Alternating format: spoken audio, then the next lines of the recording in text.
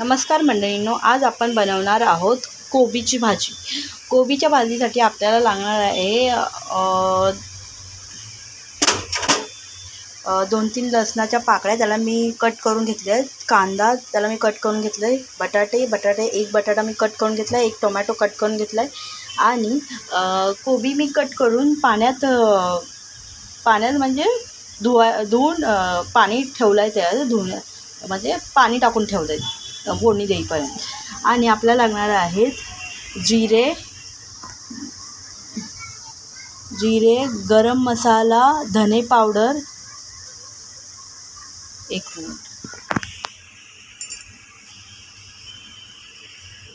जिरे, गरम मसाला, धने पावडर, लाल तिखट, कलरची चटणी आणि राई आणि हळद आणि जिरे। आणि एका साईडला मी गरम पाणी करण्यासाठी ठेवलं आहे। माझं पाणी ऑलमोस्ट गरम झालेलं आहे। आता मी कढईत तेल टाकणार आहे, 2 चमचे तेल टाकणार आहे। ॲक्च्युली मी अंदाजे टाकते, 3 चमचे टाकलं तरी चालेल तसं।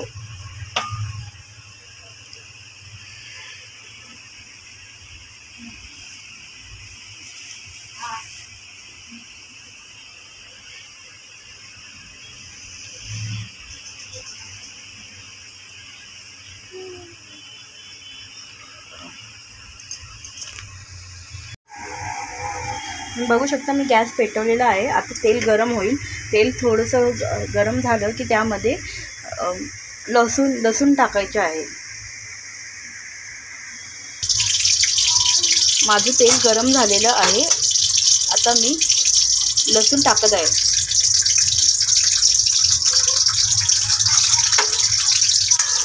लसूण, थोडीशी राई आणि थोडेसे जिरे। लसूणचा थोडासा कलर चेंज होईपर्यंत त्याला फ्राय करायचं।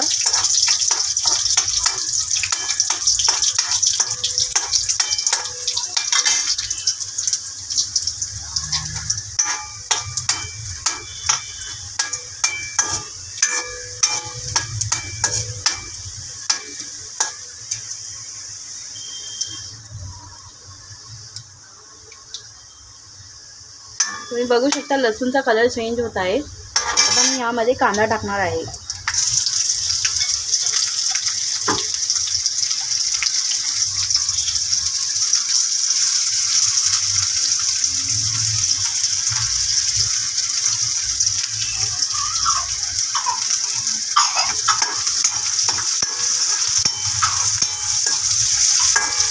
कांदा चांगला फ्राय करायचा, थोडासा कलर चेंज होईपर्यंत।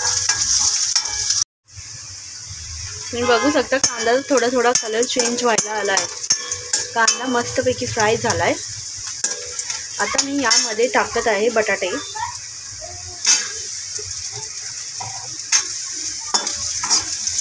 बटाटे चांगले फ्राय करून घ्यायचे।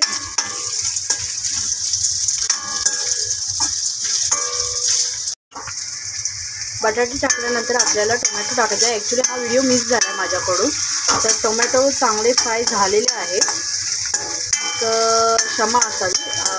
टोमॅटो नंतर आता आपल्याला कोबी टाकायचे आहे। कोबीला मी पाणी काढून घेतलेलं आहे कोबीमधलं, तर आपण आता टाकणार आहोत।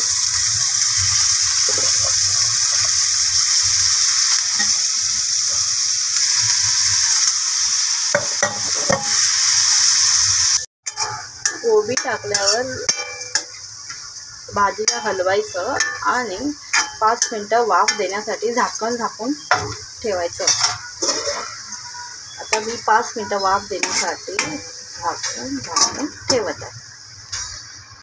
5 मिनटं माझी वाफ देऊन झालेली आहे। आता मी यामध्ये मसाले ॲड करणार आहे। पहिल्यांदा हळदच्या नंतर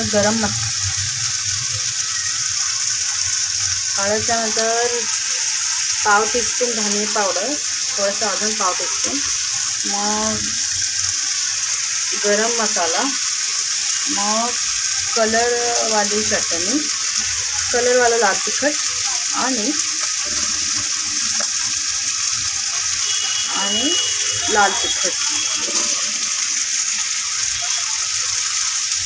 लाल तिखटच्या नंतर आपण ह्यामध्ये थोडं एसूर ॲड करणार आहोत, म्हणजे काळा मसाला राहतो ना तो. आता आपण ह्यामध्ये एसूर ॲड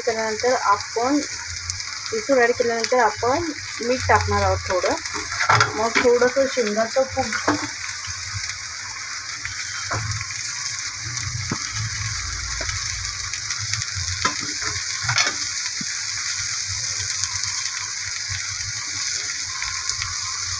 दोन चमचे शेंगाचं कूट,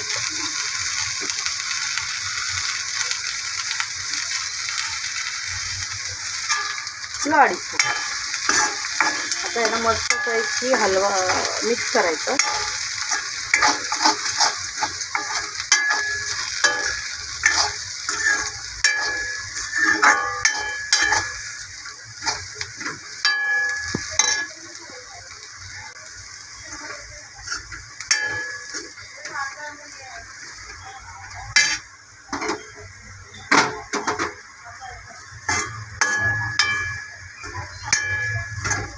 मस्तपैकी मिक्स केलं तर आता यामध्ये थोडं गरजेपुरतं भाजी शिजण्यासाठी पाणी टाकायचं. बटाटे पण आहेत ह्यामध्ये, त्यामध्ये बटाटे पण शिजायला पाहिजे, त्यामुळे आपण यामध्ये थोडंसं गरजेपुरतं पाणी टाकणार आहोत.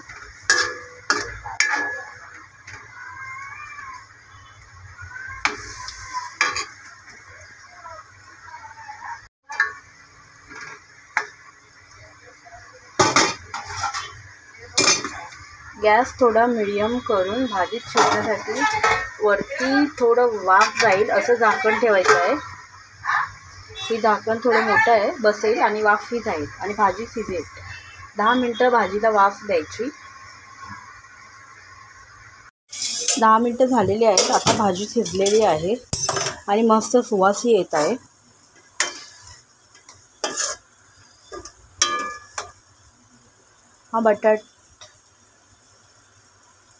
हा बटाटा दाबून बघायचा, तर ऑलमोस्ट भाजी शिजलेलीच आहे.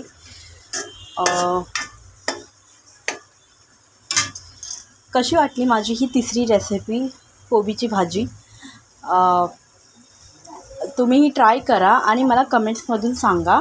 आणि माझ्या चॅनलला लाईक करा, शेअर करा, सबस्क्राईब करा आणि बेल आयकॉनचं बटन दाबण्यासाठी विसरू नका. माझ्या पुढील नवीन व्हिडिओसाठी मला फॉलो करा.